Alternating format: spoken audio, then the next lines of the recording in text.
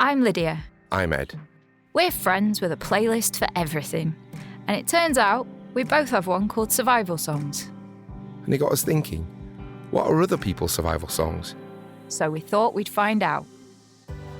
Welcome to Survival Songs, A podcast where each episode our guest tells us about a song that gets them through the best and worst of times. Sensitive topics might be discussed, so make sure you look after yourself. We'd love for you to support and celebrate the artists by streaming, downloading and buying their brilliant music. And go give our guests a follow on social media. Help us grow the community of survival song listeners by joining us over on Substack and add to our public playlist on Spotify.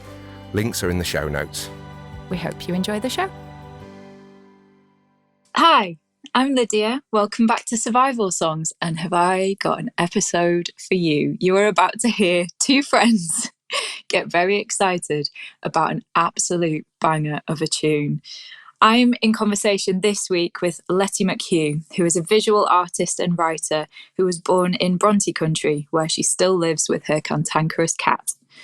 She makes work about the universality of personal experience, which, she says, is an intellectual way of saying that she's interested in people, their stories, and the things that connect us. Her practice draws inspiration from her own experience of living with a chronic illness, and she is currently researching ways of making work that can bring connection and solace to people experiencing isolation. In 2022, Letty's installation, Anchorage, an amazing space for rest and recuperation, was commissioned by Attenborough Arts Centre. And in 2023, her collection of poetry, images and lyric essays, Book of Hours, won the Barbellion Prize, earning her an appearance on BBC Radio 4's Front Row. She also claims to make an excellent rhubarb trifle. Here's a snippet of Letty's survival song choice, Love Can't Turn Around by Darryl Pandy, very specifically the long mix.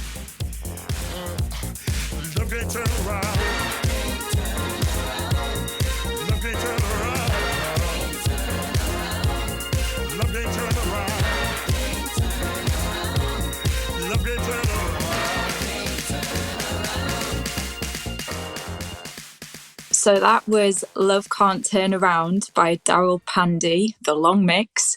And welcome Letty McHugh to the podcast. Thank you for joining me on Survival Songs. Pleasure to be here. Thank you for having me. You're very, very welcome. And you have picked an absolute banger, I might say. Could you start by telling us how you first came across this song or how it first found you? So I first heard the song because my mum used to play it a lot when I was a little one. I think I'm in the position that makes you really nerdy when you're a teenager, but I always felt like my parents were quite cool. And I liked their music a lot. So my mum used to have it on a tape in the car. And then can I tell you a slightly convoluted version of why I love it? Okay, so when I was a kid, I loved ABBA and the Spice Girls and all that sort of thing. And then when I was a teenager, I did a lot of teenagers do and started taking music really, really seriously. And got into quite a lot of intense indie music and women with pianos crying sort of vibes. And I still like all of those songs. And we used to, when I was then a student at university in Bath, we used to go to the indie disco night at the club that we went to on a Tuesday, as you do when you're a student. Yeah. Tuesday is the main night out. It was my 21st birthday. It happened to be on a Friday. The night that is on a Friday was the cheese night. And it was the first time that I'd been to the cheese night. And I just thought it was the greatest and most wonderful thing in the world. And it because when we went on Tuesdays, it was really busy and really sweaty. All the clubs in Bath are in former wine cellars with vaulted ceilings, and you're really face up against on a busy tube train kind of feeling. Whereas on the Friday night, it was quite quiet and you could dance really wide. And I was all these songs actually make me feel really good and really fun and really alive. So I kind of went through this renaissance of actually cheese night is where I belong. That's my spiritual homeland. Where you can dance wide. I love that. Exactly. You can get your arms all the way out. You can spin around and the songs make you feel happy. And so then I went on this bit of a journey of like diving into 80s music, older music, and rediscovered this song because I came home to my mum and was like, oh, Mum, Jesus, what is it about? And she was like, I think you would love this song. So I listened to it again at 21. I was like, this is just the greatest song that's ever been made. I love it so much. I feel like it's made of joy. And just kind of then embraced it and embraced my identity as a person who belongs at the cheese night, not the indie disco. I love that so much.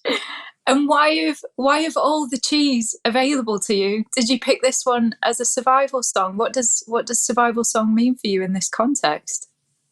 When you told me about the concept of the podcast, it was just the instant I was like, I just know that it is this song. It's also, by the way, this song, my brother does a like social game where he's like, what would you have as your intro if you were a darts player at like a major league darts match? Yes. This is also my pick for that. But I just feel like both in like real difficult times of my life, but I also kind of imagined I was like, what song would I want to take into a nuclear bunker with me? And it would definitely be this one, because I think to me, it's just such a like, I mean, it's impossible not to dance to, I think. It makes you feel good. I've definitely had days, because I live with chronic illness where I'm like maybe really tired, and in bed, and I like to listen to like disco songs in bed because it makes you, and like maybe just dance with my arms makes you feel, I feel like this song is made of energy and excitement and joy. And I increasingly in my life try to lean towards joy as a choice when possible. And it's the song to survive situations you haven't even had to deal with yet, like when your first darts match and the next time you're locked in a bunker. Exactly. So is there a bit that really does it for you? I feel like every favourite song, there's a bit that you wait for. What's that bit for you, and how does it make you feel? Yeah, so there's specifically in the long mixed version of this song, it's not in the shorter version has the music video though, which is excellent. And you should watch it if you haven't seen it. But in the long mix, there's this bit where they kind of do the intro, where it's got like clicking underneath it. And then some like really banging music. And then he does this like sings the first verse again, but does this really like long like girl.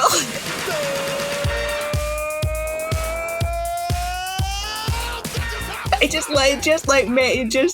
is so much like made of dopamine for me. Yeah. And he's obviously talking to you, like you are the girl, right? Exactly. And it feels like you're gonna like bend your knees and clench your fists and like really sing it from the bottom of your soul. And then the next verse he kind of screams in a way that sounds a little bit like it's hurting his throat, but I love that. It's just such like unself-conscious energy that I really enjoy. This is an audio medium, so the listener won't be able to tell that you were mostly using your hands to denote more wide dancing at that point. That is the bit for wide dancing. Yes. Yeah, I'm doing it's like aeroplane arms, like right out. So I'm interested, Letty. You're a visual artist. Does music have a role in how you make art or the environments that you make art in? Do you have music playing while you're making, or do you need quiet? What's the vibe? I often, which I recently learned is a common thing for people with ADHD, but I didn't know that. I will often listen to the same song on repeat when I'm working on particular projects. And I often find that I have to, especially if I'm feeling a bit creatively blocked, a bit stuck, I have to like dance for 10 minutes and then work for 10 minutes is the only way that I can like get going. And something like this song will be a really good choice for that. But like when I wrote a book called Book of Hours, and I listened to the same song on repeat every day. I would go for a walk, listening to that song and think about the book, and then come back and listen to that same song on repeat to write it as, I don't know, like a way of getting my head into the space that I needed it to be in for that project. And what was that song, out of interest? And could you say a bit more about Book of Hours? Because it was just such a beautiful project. Yes. So the song was The Strokes' Bad Decisions. And Book of Hours is a book that was inspired by medieval books of hours, which were kind of prayer books that told you different prayers for every hour of the day of every day of the year. And my version of it was sort of exploring chronic illness experience in the context of people who have experienced isolation through choice historically. And kind of the subtitle is like an almanac for the seasons of the soul. So it's like, how do we find meaning and connection in times of isolation? And it basically started from the idea of like, wouldn't it be nice if I had a book to tell me what to think about while I feel sick? I don't think that's what it ended up as, but that's what it started as. And it's such a beautiful thing. I'm very, very glad to own a copy, and I think everybody should. So if your survival song choice was going to be a project, or if maybe it is a project, what would that look like? I think it would be something very upbeat, very upbeat song, isn't it? I think it would be maybe I'm just starting work on a new project that's kind of developing some writing into an audio project. And I'm feeling a little bit nervous and stuck about it at the moment. So maybe what I need to do is Love Can't Turn Around is the like song for that and listen to that to get into the writing. I think it would be a project that came out, like the end product would be like colourful and confident. And I think you've just found your new fuel for your next project. Absolutely. I'm so glad that you picked this song. It was completely new to me, and I've been dancing to it all morning. So thank you for bringing it into my world. And I hope it's new to some of the listeners as well, because it's such a banger. If people want to find out more about your work or follow what you're up to, Letty, where do they go looking? So you can go on my website, which is www.lettymchugh.co.uk. And I'm also on Instagram fairly regularly and Twitter less regularly.